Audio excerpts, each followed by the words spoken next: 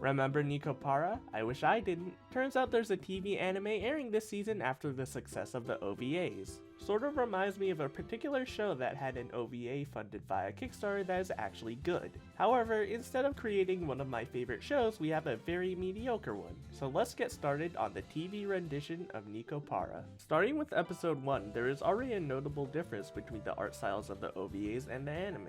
There is a more moe look to the show, although it may not be immediately noticeable. The features of the characters are more round, and the visuals have a softer color palette compared to previous entries. Think Sayori meets Doga Kobo. I think that it was a good move to change the character designs in this way. The anime focuses a lot more on wacky hijinks rather than pointless drama, for the most part, and the art matches this tone. It's also better to think of the show like this, instead of this, considering the show has to go on television. Also, kudos for not having that god-awful chibi garbage from the first OVA. That may be just one thing that I find as an improvement from the OVAs, but there is so much more that is wrong with this show. After an intro full of false promises, we get introduced to Chocolate and Vanilla. If you're unaware, Vanilla is the one who sometimes says unfunny stuff, and Chocolate is retarded. Also breast talk, cause fuck it, we all know what we're here for. Oh look, it's our favorite pussy magnet, and he's making eggs and bacon? I get it, owning a restaurant doesn't pay great, especially when you gotta pay rent on a place that looks this great. So it doesn't hurt to substitute the bacon for some spam. From what we've experienced so far, I'm sure these two felines wouldn't notice. There's some recap here from the OVAs, so I may as well explain it quickly for some context if you haven't been keeping up with the anime entries like I have. Less than a year ago, this guy and his sister found these cat children on the side of the road and raised them. Chocolate and Vanilla then proceed to work at his patisserie with other cats that his sister raised. There, I explained everything important in less than half a minute from over an hour and a half of footage, because holy shit, those OVAs take their time. Meanwhile at Shigure's place, where are your parents? We have more goddamn breakfast where we have Coconut and Azuki making it. Basically, Coconut is a dumbass and Azuki is a bit more responsible. And also a dumbass. Then we go to the bathroom where we meet Cinnamon, who's the shy one, and Maple, who I'm not sure what her personality is. Okay, the wiki tells me that she is very prideful and she wants to be a singer. Considering all the anime material, I don't get this impression at all, but the best part is she's the only one I want to stick my penis in. We then go back to Azuki and Coconut, who are doing literally nothing, and then they fight over their fucking tits. By the way, why is Coconut wearing a thong? I guess she is, since it's confirmed in a later episode. They must have thought, it sure would be funny if we made the third youngest one look like a hooker. No it isn't. I'm uncomfortable. Stop. It's halfway through the episode and nothing has happened, and I don't understand why. All that has happened so far is that we got introduced to the characters who are about as complex as microorganisms. You don't need to spend so much time on them, but the show insists on it, and it's just boring. What rubs it in is the redundant humor. Every joke so far has been, I'm really stupid, so I'm going to say or do something really stupid. And the worst part is that it isn't creative. There are plenty of crappy moe shows that have bad jokes like this. I get that the point of these types of anime is that they are supposed to be more cutesy, but you don't have to gut out the comedy for this. Lucky Star also has cute character designs, but it doesn't need to rely on one joke all the time, and the show is naturally funny because the characters are just that. You could argue that this is the first episode of the show, but considering that it gets old this fast, I don't think it will get much better. And as it turns out, that is true unsurprisingly. Anyway, Maple and Cinnamon commute to the patisserie. While they are on the train, a kid talks about how cat people need bells to leave their homes without humans. They need to pass a test to get one of these bells. Alright, there is a lot wrong with this. First of all, this is irrelevant since who cares? Do we really need to know all this information? It doesn't get brought up again, so this whole train scene is just a waste of time. Also, what kind of bigoted asshole makes this a thing? I mean, who really thinks that cat people are so dangerous or stupid that they are incapable of going into public by themselves? From what I've read, they mature at a much faster rate than humans, so they probably are competent enough to traverse the city without human assistance. But I think I need to blame these goddamn cis-species writers for portraying these cat people as total imbeciles to justify why they need these oppressive bells. God, I'm pissed just thinking about this. Can't wait to complain about it on my Tumblr blog. Back to the shop, we have Chocolate and Vanilla working there as usual when they make a fatal mistake by not letting the customers feed Chocolate. If you promote the restaurant with the gimmick of cat girls, you may as well go all out with it. But Vanilla refuses to do it even though there are no real repercussions to it. What, you think Chocolate will get fat? People like thick chicks. Gimmick cafes like this are all over Japan and they offer more interaction than this. Cat cafes in real life exist where you can actually feed the employees and they attract far more customers. However, Vanilla denies this opportunity for no reason. You could afford shit other than spam if you allowed this. Meanwhile, Maple and Cinnamon arrive for their shift and Cinnamon has a great time on a warm June day. Oh wow, the shift is now over 2 minutes after Cinnamon and Maple started. What? You'd think it would be cool to see how they would interact in the workplace, but I guess not. Alright. Now they are going to have dinner and oh no, they need some ponzu sauce for the tuna. Whatever shall we do? Chocolate is the one for the job and she finds a Nico who is fresh out of the womb. Yeah, that's it.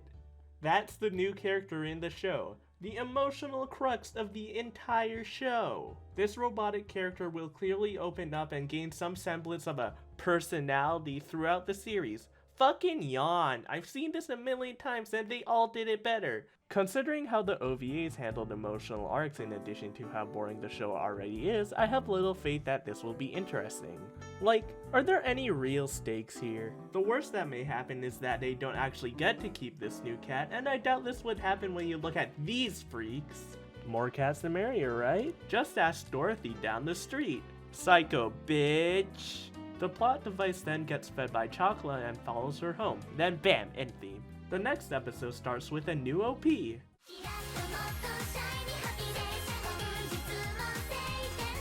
Shiny Days was taken. This kills my ears, so we're just going to move on to reuse footage. So now there's an unidentified cat in this place and Chocolate needs to hide her instead of kicking her out because she relates to her struggle. I would absolutely love a 15-minute long sappy scene where she expresses this connection with crying and sad music, but unfortunately this never has or will happen. The next sequence lasts fucking forever. The next 10 minutes consist of Chocolate trying to hide the new cat from her family, then going back to dinner, then them almost finding out, but then the cat teleports and the cycle repeats. I don't want to be redundant when it comes to the comedy, but I do want to point out the shrill voices that come with it. And there's no better time to talk about it than when Chocolate is constantly screaming this episode. Every time Chocolate screeches, a little bit of blood comes out of my ears. I often don't have much of a problem when it comes to Japanese voices in anime. Most are just fine, but there are a few rare occasions where it absolutely sucks. Often cutesy shows have characters that talk like 8-year-olds. Most of the time, these voice actresses are good enough to be on To Catch a Predator. However, there are very extreme cases where this can be unpleasant to the ears, especially when the characters are obnoxious. An example would be Bang Dream, where the characters have cookie-cutter personalities and the voice actresses think exaggerating more than normal will make up for that. It's extremely annoying, and that's the case with Nekopara. Yeah, way to go advertising your shitty voice actresses with virtually no experience. Interestingly enough, most of the voice actors had not returned from the OVAs, so this may be why I have fewer gripes with them. Oh, they are hentai voice actresses. I guess that explains why those are a little more seductive.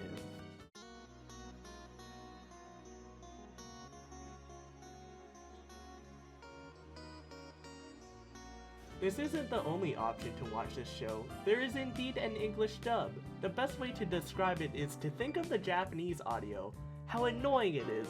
Now think of random women being pulled off the street and trying to replicate this. That is the Nekopara dub.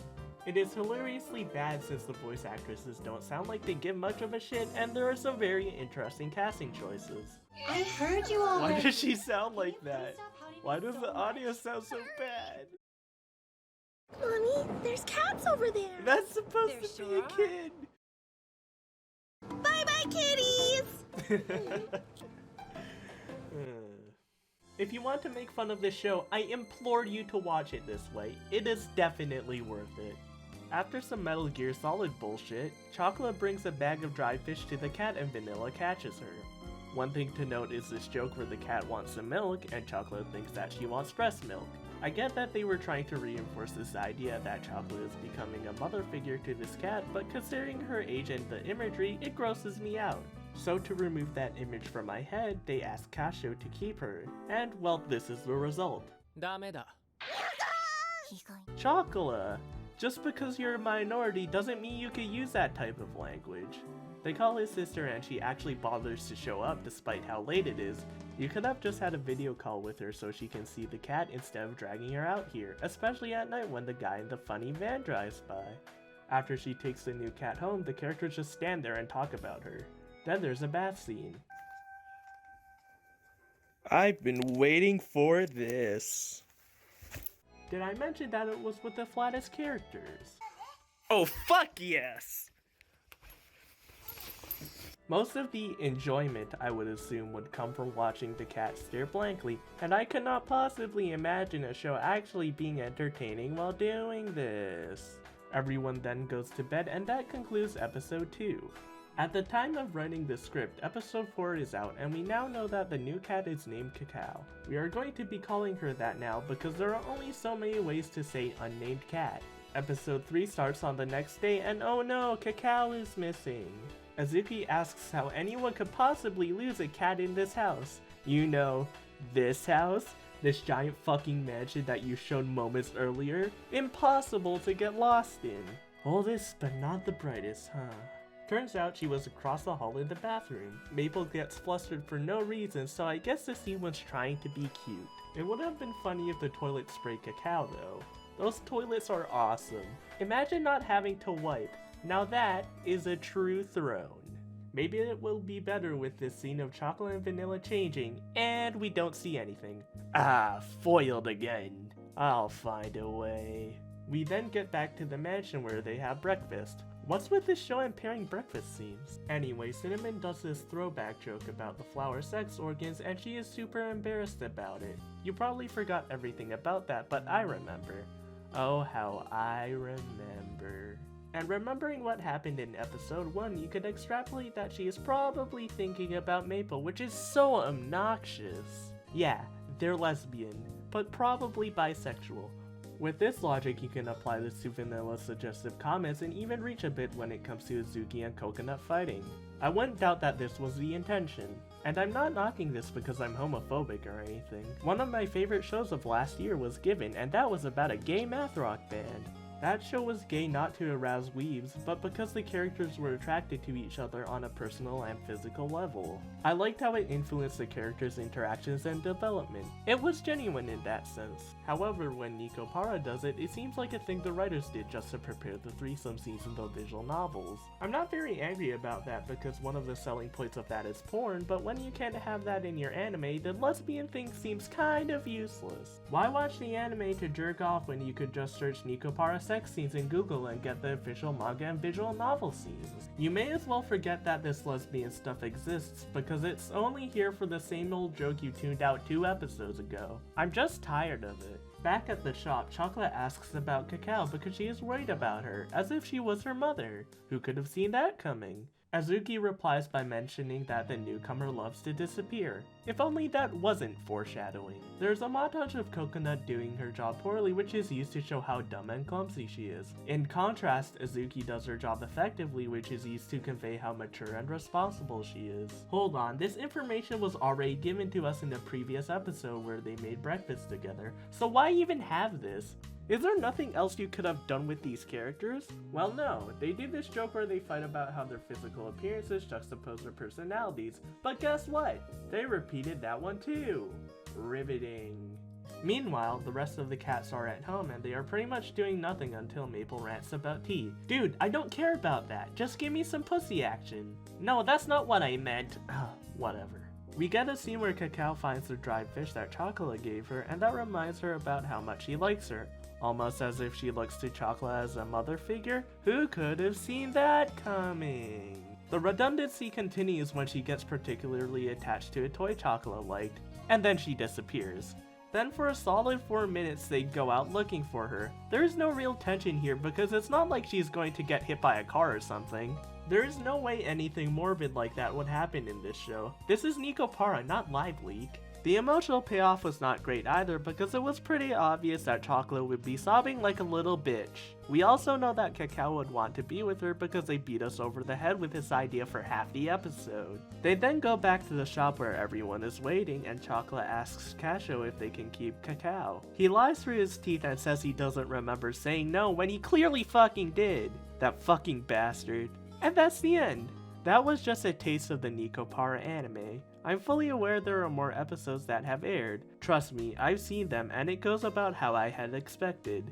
Cacao gains more emotions and it keeps beating a dead horse. Cacao gets lost again for fuck's sake. One thing of note is that the show becomes more slice of life, which leaves less room for this creature. They oddly make a ton of references as well, like this American Ninja Warrior one and this Gulliver's Travels one, which got a smirk out of me, but I still wouldn't sit through it again if I had the choice. You may be asking why I had put myself through this. I had been following this franchise for about 2 years when the Kickstarter was announced and I made videos on each OVA. It was my destiny to make a video on the anime. It was really interesting to see how this car crash stayed up in flames for so long and it was fun to cover. I love making fun of bad anime, and this was perfect for me. Also, cat people don't deserve rights. They're dumb animals. Enslave all of them.